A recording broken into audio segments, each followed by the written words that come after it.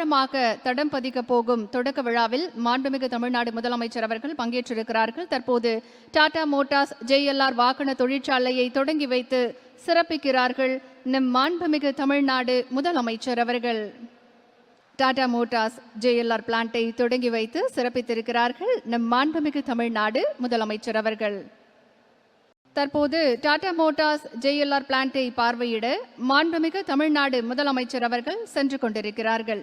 Tata Motors JLR plant எப்படி செயல்பட போகிறது என்பது தொடர்பான விளக்கப்படத்தை மாண்புமிகு தமிழ்நாடு முதலமைச்சர் அவர்களுக்கு காண்பித்து எடுத்துரைக்கப்படுகிறது.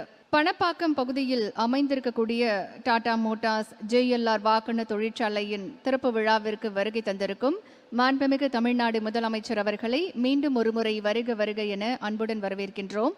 மிகவும் சிறப்பு வாய்ந்த டாடா மோட்டார்ஸ் JLR பிளான்ட்டில் 1100 பார்ட்டுகள் கொண்ட ரேஞ்ச் ரோவர் இவோக் கார் உருவாக்கப்பட்டுள்ளது. இது என்ஜின் மற்றும் சிறப்பான ஆக்சலை கொண்டது. இளம் பட்டதாரிகளை கொண்டு சிறந்த நிபுணர்களை உருவாக்கும் லக்ஷயா திட்டம் இங்கு சிறப்பாக செயல்படுத்தப்பட்டு வருகிறது.